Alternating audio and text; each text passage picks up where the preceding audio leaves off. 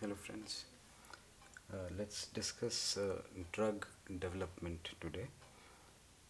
And regarding this drug development, this is how we introduce new drugs into the market.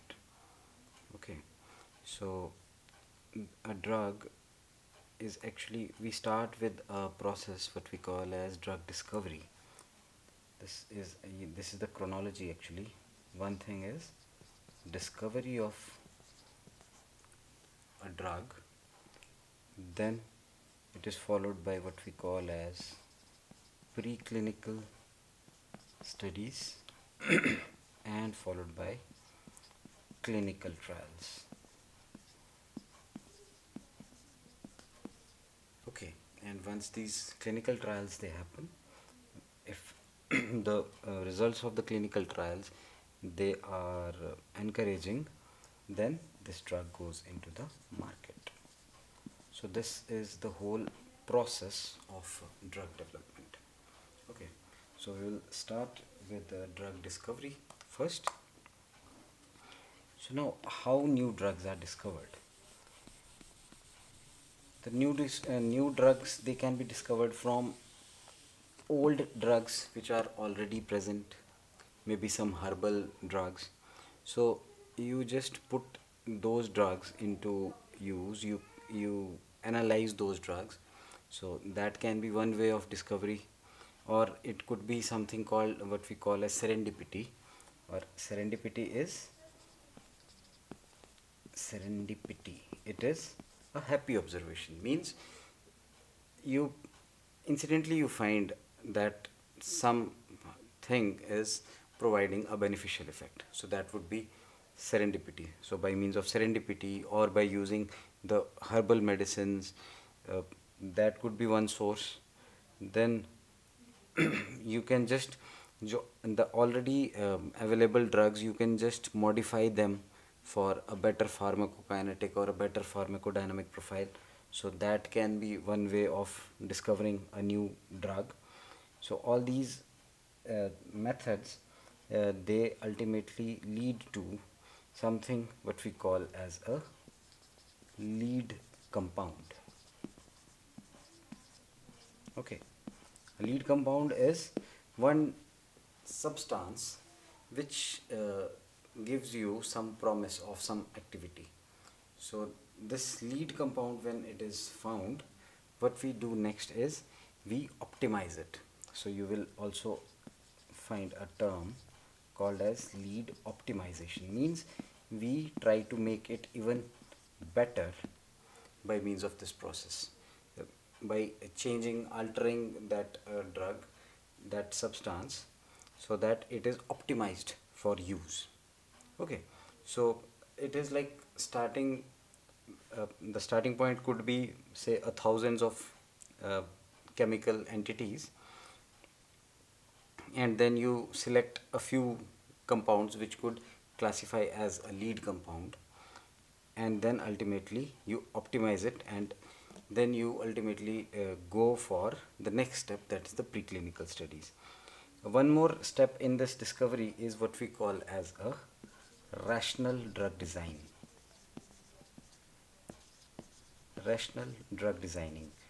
Now you know that nowadays we have got many uh, methods by which we can sequence the whole genome of the organism or the human beings. So we can find some new targets, and then we try to find substances which can act through those targets and can provide some pharmacological benefit.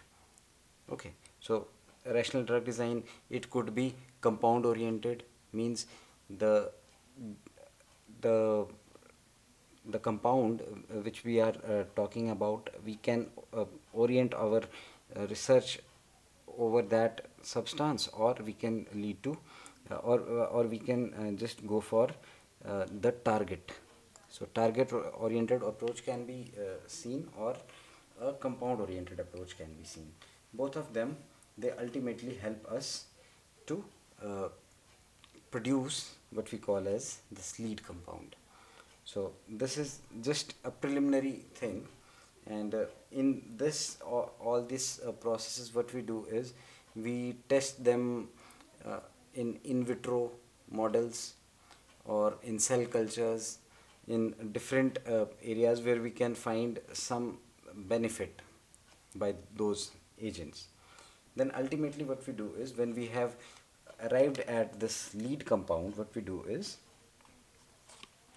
the next step where we go is we go into the preclinical studies. Okay, so when we have ultimately found this lead compound,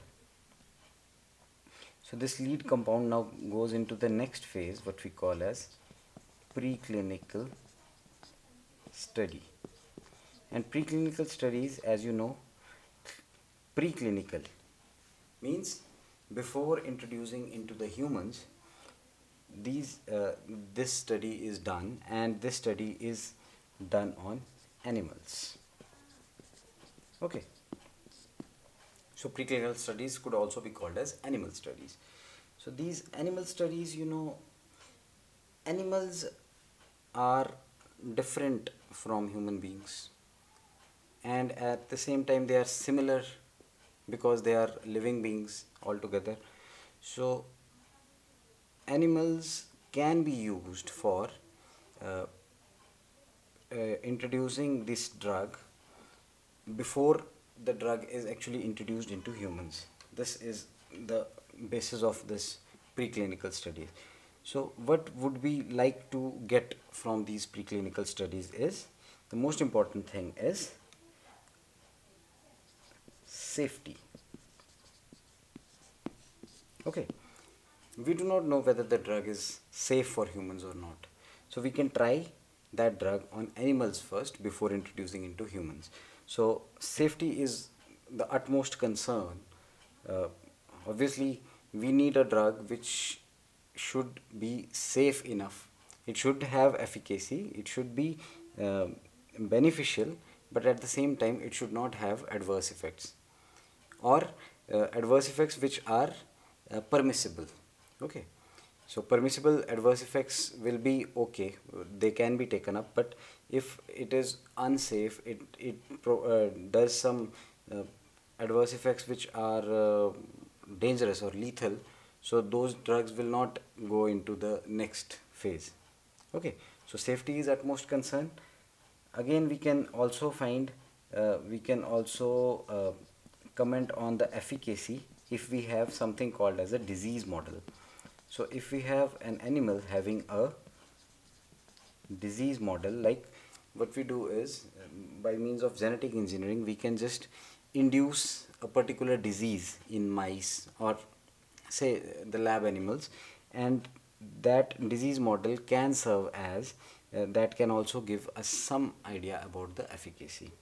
Okay, and again, one more thing is, we can also understand the pharmacokinetics of the drug, but all these things in animals. Okay, so starting with like, you can say, safety studies, what happens is, we go for uh, what we call as toxicity studies. So we look for toxicity of these drugs in animals, and then what we calculate is a dose which could lead to death of 50% of the animals, or in other terms, LD50. So lethal dose which can kill 50% of the animals, that can be calculated from this safety or toxicity studies. Okay, so this can be generally seen when we are using it for a short term or acute toxicity studies can be, and they can give us the lethal dose in 50% of the cases. Okay, or it can be also, you can say, it can be subacute toxicity. So subacute means if a drug is intended to be given for a little longer period, so we will go for studying the subacute toxicity. If it is even higher, say if the drug has to be given for a long time, so you will also have to look for the chronic toxicity. Okay, so chronic toxicity, if you intend to give the drug in humans for say years together, so you will have to also see whether it is toxic on a chronic use. So that is also important. Uh, so we have to take in take into consideration these three types of studies, like acute toxicity, subacute, and chronic toxicity. Then we will also have to look whether it is teratogenic. Teratogenic means, can it affect the uh, fetus? Okay, so teratogenicity is affecting the fetus. So teratogenicity can also be seen if you are using it on pregnant animals. So teratogenicity can be seen. Then uh, effect on reproductive function, maybe it disturbs the reproductive function, so that can also be seen if you are giving it to animals who have to mate, who are about to mate. So you can give the drug, and then you can see for any changes in the reproductive performance of those animals. Or carcinogenicity, that is also very important. If the drug has a potential to cause carcinogenesis.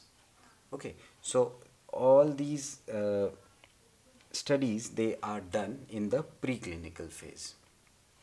Okay, and in this preclinical phase we also find one thing I have told you is the lethal dose, or the LD50. That is one thing which can be, so some things which we actually get from these preclinical studies. One is lethal dose, or the LD50.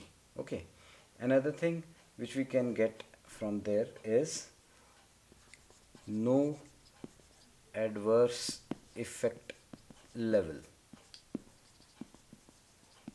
Okay, means the drug which does not show any adverse effects.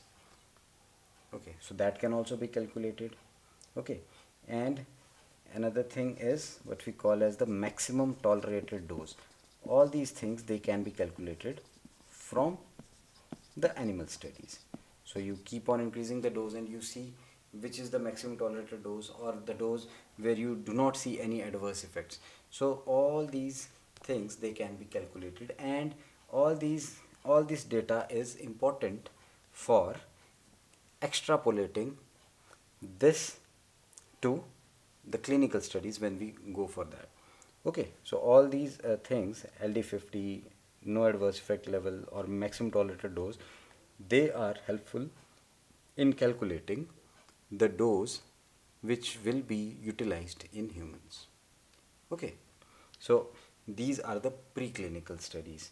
Now when the preclinical studies, and when these preclinical studies, they show a benefit, say you can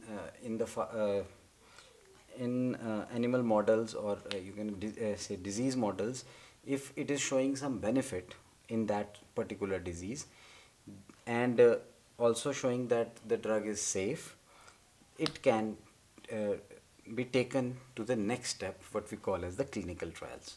Okay, so at this step, what they have to do is they have to file an application, what we call as IND, or investigational new drug. So investigational new drug uh, is filed, and then they get the permission for the clinical trials. So then the clinical trials, they start, and in the clinical trials what happens is there are essentially four phases. So there are four phases. So phase 1, phase 2, phase 3,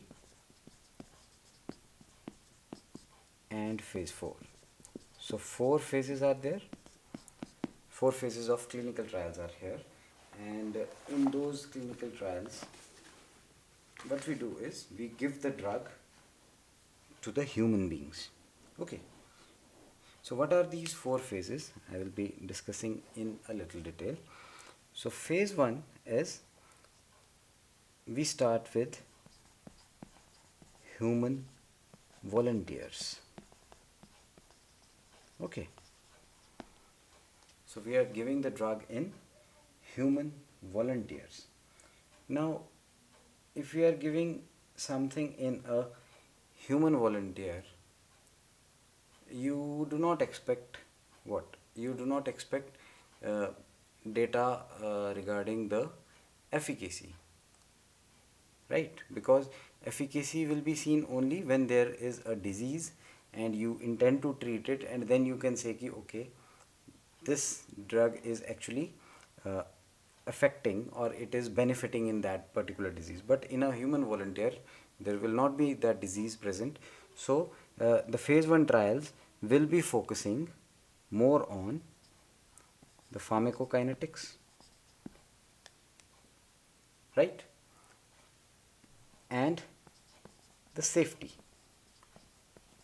Safety obviously you can calculate, because when you are giving the dose, you can calculate that the drug is whether it is safe or not. And another thing is the phase 1 trial, it is done on a small population.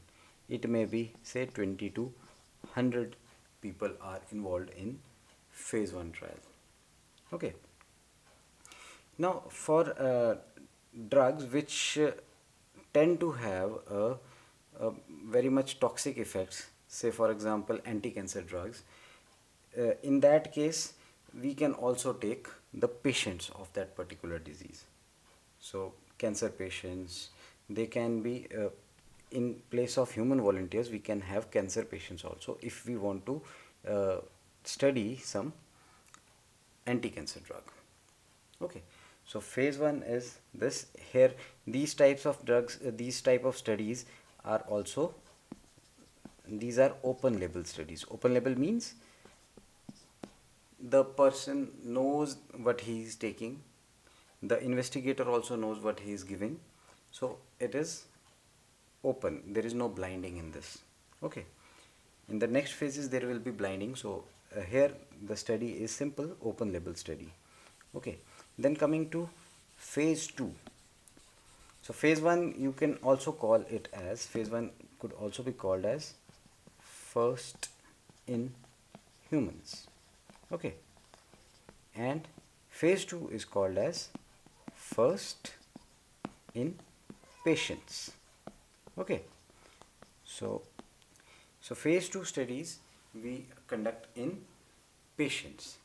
So it could be a little higher number than the phase 2, phase 1. It will be say 100 to 500 participants. They are utilized in phase 2 studies, and in this we take people who are suffering from that particular disease.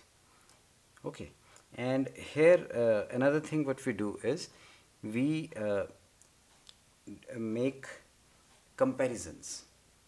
Okay, and we make comparisons between the drug which we intend to see the effect and any standard treatment which is already available. And if some standard treatment is not available, we may also use a placebo. And what is a placebo? We can use a placebo. And placebo is what? Placebo is, it has no pharmacological property. It has no pharmacological property or activity because it does not contain any substance. It could be a simple sugar coated tablet, but it looks just like the drug, the formulation of the drug. So what we can do is, now we may divide the population into two groups, and we give to one group we give the drug, to another group we give the placebo. Okay, so and there is blinding.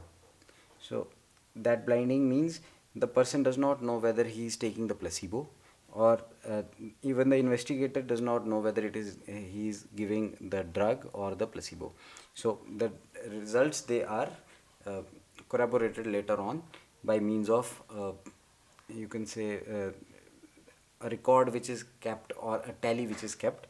So that will let you know whether the person has taken a placebo or he has taken the drug itself. Okay, and this is actually used to take care of bias in the studies. Say for example, if we do not give a placebo, and to one group we give a drug and to another group we do not give the drug, what will happen? Obviously the people who are having the drug, they have, you know, people who are taking the drug, they also have a psychological effect.